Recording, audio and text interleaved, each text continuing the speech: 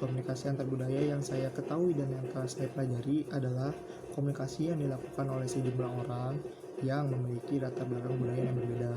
Biasanya, komunikasi antar budaya itu kita lakukan di luar keluarga kita tanpa kita sadari.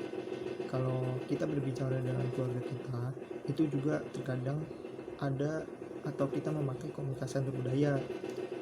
Nah, pada video kali ini saya akan menjelaskan mengenai komunikasi antar budaya di dalam keluarga. Dalam keluarga, kita juga sering menggunakan komunikasi antar budaya, baik itu antara bapak dan mama, ataupun orang tua dan anak, ataupun anak dan anak, ataupun anak dan anak. Maksudnya adik dan kakak. Ya, mengapa demikian? Karena walaupun memang keluarga itu membentuk suatu kebudayaan yang baru yang dimiliki oleh keluarga tersebut, tetapi setiap anggota keluarganya juga memiliki kebudayaan masing-masing. Misal kalau orang tua ya, orang tua itu dapat dari orang tuanya yang terdahulu. Kalau dari anak itu biasanya faktor dari lingkungan pertemanannya atau di luar keluarga. Jadi kita di dalam keluarga pun masih sering menggunakan komunikasi antar budaya.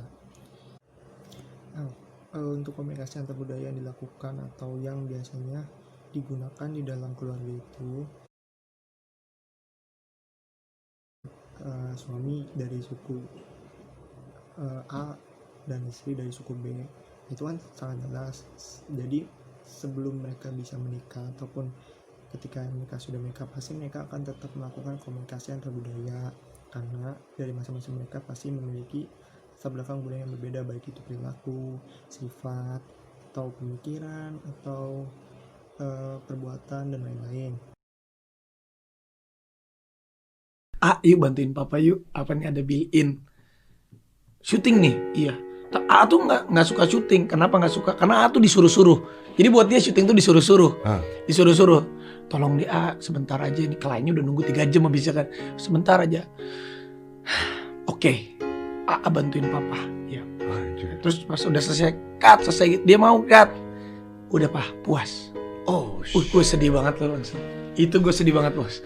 Langsung gue anjir gitu.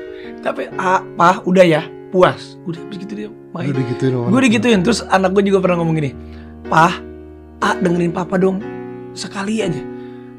Disuruh dengerin papa terus. Papa pernah gak sih dengerin Itu pernah terjadi juga. Jadi gue udah kayak aduh.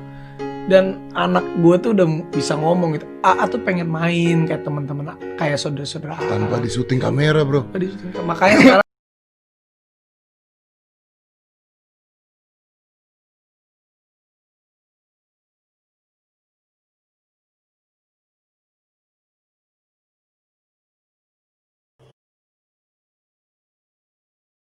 Walaupun memang anak membawa latar belakang kebudayaan dari orang tuanya, tapi ketika anak sudah mempunyai teman di luar atau sudah berinteraksi di luar rumah, pasti dia akan membentuk suatu latar belakang kebudayaan yang baru yang dia ambil atau yang dia diikuti dari luar keluarganya.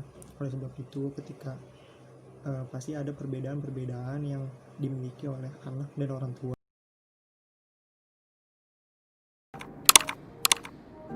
Gue kan dari Jawa, jadi waktu itu pernah coba dengan yang beda juga, sama-sama Cina nih temen, yang satu Kalimantan, yang satu Jawa gitu aja nih.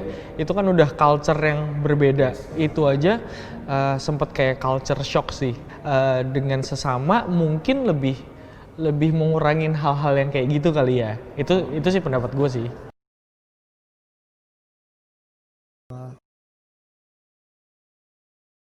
Kalau adik kakak itu memiliki latar belakang kebudayaan, lebih tepatnya itu akibat dari perbedaan zaman. Kadang bagi si kakak perbuatan hal itu tidak boleh, tapi di era sekarang, di era sang adik itu, perbuatan itu boleh, dan lain-lain. Di dalam komunikasi antar budaya, biasanya masing-masing pelaku komunikasi itu pasti akan melakukan penyesuaian atau pengertian kepada lawan komunikasinya, atau mengerti kebudayaan atau latar belakang kebudayaan yang dimiliki oleh pelaku komunikasi yang sedang ia ajak berkomunikasi.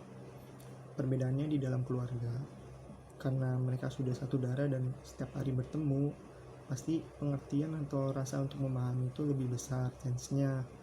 Ya walaupun ketika memang ada suatu kebudayaan yang sangat tidak diterima dari salah satu anggota keluarga, itu akan lebih besar resikonya dalam untuk terjadi konflik, dan konfliknya itu mungkin akan lebih besar ketimbang ketika dengan di luar keluarga, atau ketika berkonflik dengan di luar keluarga.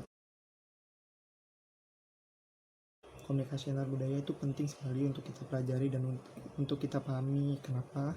Karena komunikasi antar budaya itu akan kita pakai dalam kehidupan kita sehari-hari, karena kita hidup tidak hanya dalam satu kebudayaan saja, ataupun banyak sekali macam-macam kebudayaan, baik itu suku, agama, bahasa, bahkan pemikiran, sekalipun di dalam keluarga kita. Oleh sebab itu, untuk menghindari konflik-konflik yang terjadi akibat dari kesalahpahaman tentang budaya, jadi lebih baik kita mempelajari komunikasi antar budaya itu sendiri.